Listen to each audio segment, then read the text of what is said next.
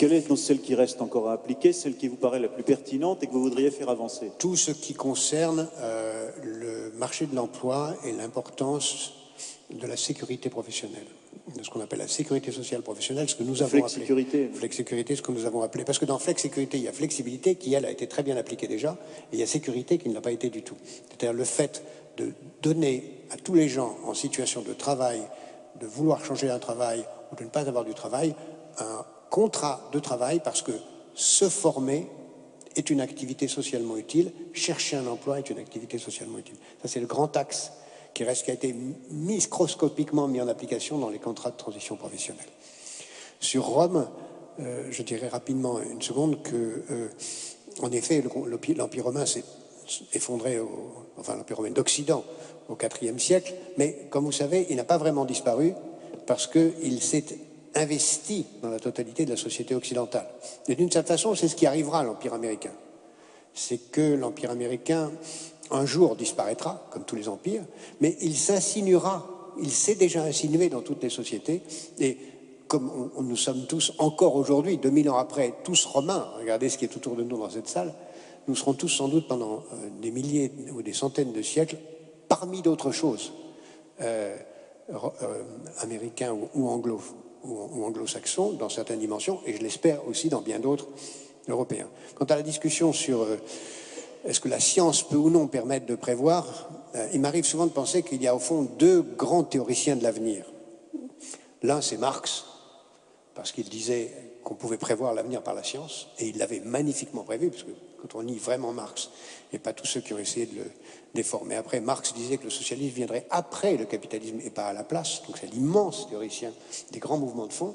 Et puis l'autre, qui à mon avis est plus important, c'est Shakespeare.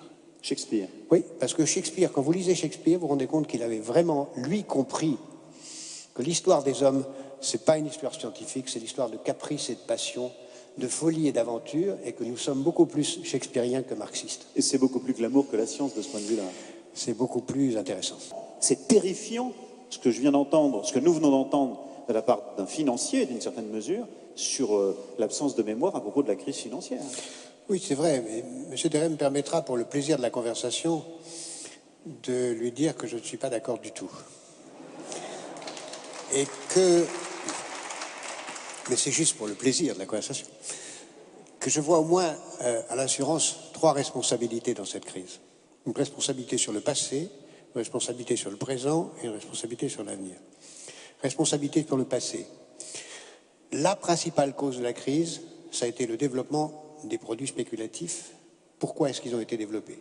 Parce que l'industrie de l'assurance américaine pour les fonds de pension s'est rendu compte trop tard que l'allongement de l'espérance de vie n'allait pas leur permettre de servir les retraites qu'ils avaient promis, et ils ont été obligés de se focaliser sur des produits casinos pour avoir les rentabilités nécessaires pour payer les fonds de pension, les retraites qu'ils avaient promis. Et donc l'assurance a joué un rôle majeur parce que c'est elle qui a poussé au développement des produits toxiques. Elle est à la cause du développement des produits toxiques pour cela. Une certaine forme d'assurance parce qu'une certaine forme de retraite.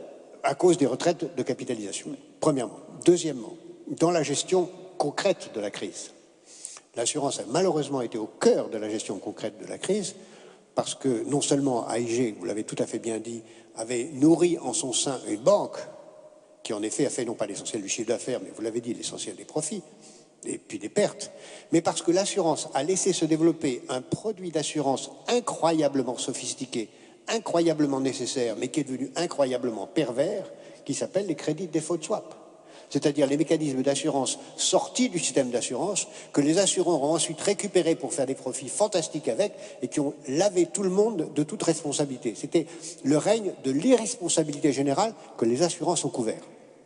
Et pour l'avenir, c'est encore pire. Pourquoi c'est encore pire?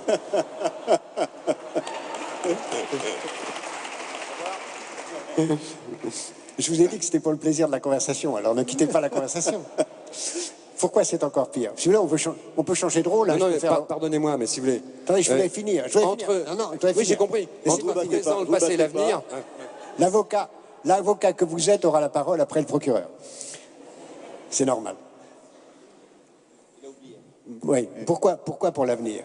Parce que pour l'avenir, qu'est-ce qui est en train de se passer? Et vous le savez mieux que personne, nous en avons d'ailleurs parlé un peu avant. Il est en train de se mettre en place une règle qui s'appelle Solvabilité 2, dans laquelle vous êtes contre aussi, mais elle est en place. Qu'est-ce que c'est Solvabilité 2?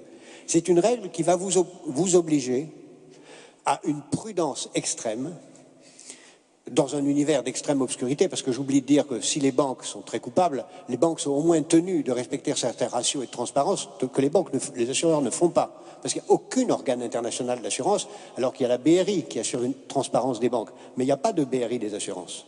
Mais pour l'avenir, à cause de Solvabilité 2, vous êtes obligé de mettre tout votre argent en bons du Trésor. Donc qu'est-ce qui va se passer? C'est absolument magnifique.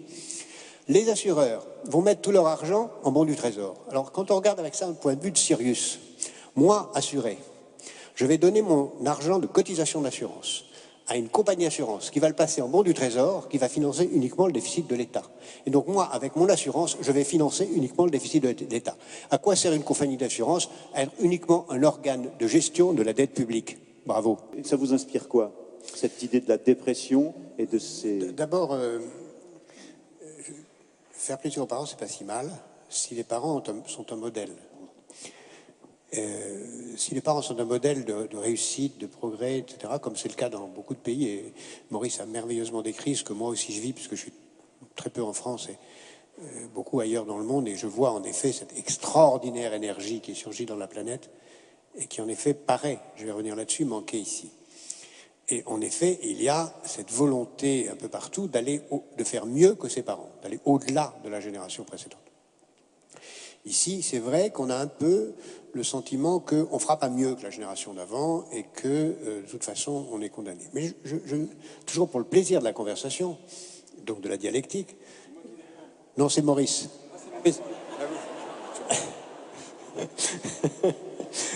D'accord, je suis prêt, hein. Mais il est trop fort. Non, non, mais je dirais à Maurice, que je suis sûr qu'il va être d'accord avec moi, mais juste pour le plaisir, qu'il n'y a pas que de la dépression. Moi, je le vois dans une grande partie de la jeunesse française, parce qu'au fond, il y a quelque chose qu'en effet très dépressif, c'est le lien qui est aujourd'hui fait entre la réussite et l'absence de travail. Aujourd'hui, pour réussir, il faut faire deux trucs qui n'ont pas beaucoup de boulot, la Star Academy et du foot. Et peut-être aussi le métier de banquier, qui sont des métiers qui n'espèrent non plus beaucoup d'efforts intellectuels. Monsieur, vous en prenez pour votre grade ce soir, vous aussi. Non, mais je le dis vraiment, parce que je crois que dans un siècle, si dans un siècle il y a l'humanité, si dans un siècle il y a des ethnologues qui regardent et qui essayent de comprendre pourquoi le métier de footballeur et le métier de trader étaient les mieux payés un siècle avant, ils ne comprendront pas.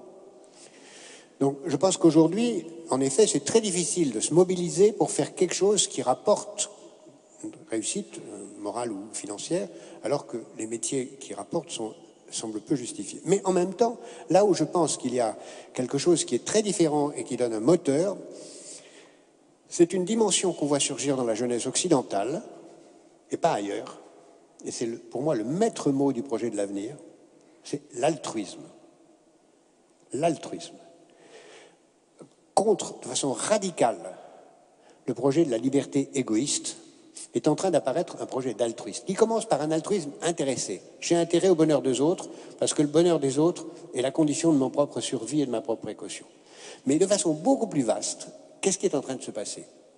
On voit surgir une économie des ONG, des organisations à but non lucratif, de ce qu'on appelle, à tort à mon avis, le social business. Disons des ONG, d'organisations de l'économie hors profit, qui sont aussi des entreprises. L'ONG que je dirige, Planète Finance, c'est une entreprise, 1000 salariés, taux de croissance très supérieur à ceux de l'économie capitaliste. Mais je vous dis, on a 20, 30 candidats par poste. On a et des gens qui ont une motivation, une passion. Il y a très formés, souvent. Des bac plus 5, bac plus 6, ou même, moi je préfère les bac moins 5, souvent ils sont bien meilleurs. Mais bon, il y a une volonté de réussir, de s'épanouir dans l'altruisme qui crée un sentiment de donner du sens à sa vie, qui ne se limite pas à une vie proprement individualiste et égoïste, et qui est, je crois, le grand moteur qui va redonner à l'Occident sa chance. Parce que Maurice l'a dit très justement tout à l'heure, la Chine était la superpuissance à la fin du XVIIIe et même encore à la fin du premier tiers du XIXe siècle. Et l'Europe était rien. Et l'Europe a grandi. Bon, mais ça prouve quoi aussi? Ça prouve que nous pouvons le redevenir, puisqu'on n'est rien. On peut le redevenir. Et à mon avis, nous pouvons le redevenir grâce à une jeunesse qui va faire de l'altruisme le moteur d'une nouvelle civilisation, où les technologies jouent un rôle très important. Parce que quel est le cœur des technologies nouvelles? C'est les technologies de l'information qui est fondée sur l'altruisme. Si j'ai un verre d'eau et que je vous le donne, je ne l'ai plus. Si j'ai une idée et que je vous la donne, je l'ai encore. Ça, c'est le fondement des technologies de demain. Et ça, c'est le fondement de l'altruisme, qui est à la fois un moteur très ancien et un moteur d'avenir. Sans aucune impatience, il nous reste moins de 10 minutes. Je voudrais vous demander à tous les trois, en quelques mots, de conclure. Je n'ai pas de questions à vous reposer, hein. Le thème, c'est comment prévoir l'improbable. On est dans cette situation de totale précarité depuis la crise, dont au moins notre société a pris conscience. C'est peut-être une nouveauté pour la France, c'est une des vertus peut-être de ce qui nous arrive. Comment percevez-vous là ce qui va nous arriver un petit peu? Qu'est-ce que vous avez envie de retenir de notre conversation? Jacques Attali, en 3 minutes, hein, s'il vous plaît.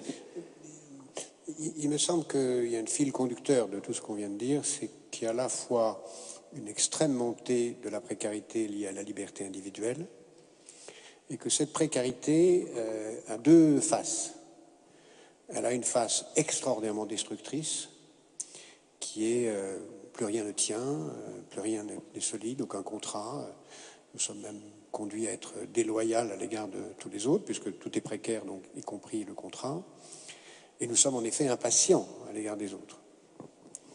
Mais en même temps, je pense qu'il y a dans cette liberté extraordinaire, qui est en train de dominer tout, quelque chose de formidablement positif. D'abord parce qu'avant, la liberté, c'était le propre des riches, et que maintenant, elle devient quelque chose qui est accessible à beaucoup plus de gens.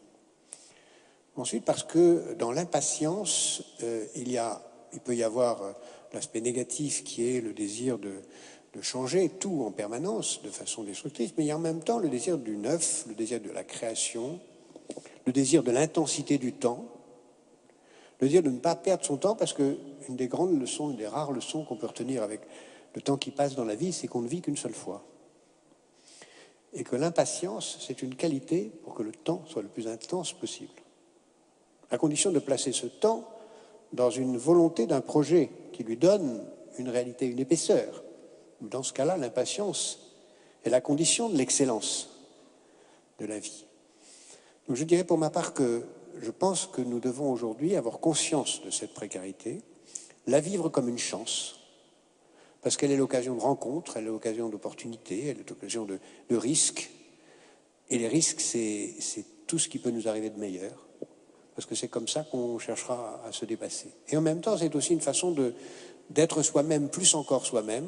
Je cite souvent cette phrase qui m'est très chère. Quand Jean-Paul II disait « N'ayez pas peur », il citait une phrase du Talmud incomplètement. Il citait une phrase du Talmud qui dit « N'ayez pas peur de vos ennemis ». Parce qu'il est très important de ne pas avoir peur. Mais il faut d'abord connaître ses ennemis et avoir le courage de les affronter. Donc, la meilleure façon de se comporter face à l'avenir, c'est d'abord de connaître ses ennemis et ensuite d'avoir le courage de trouver du plaisir à leur faire face.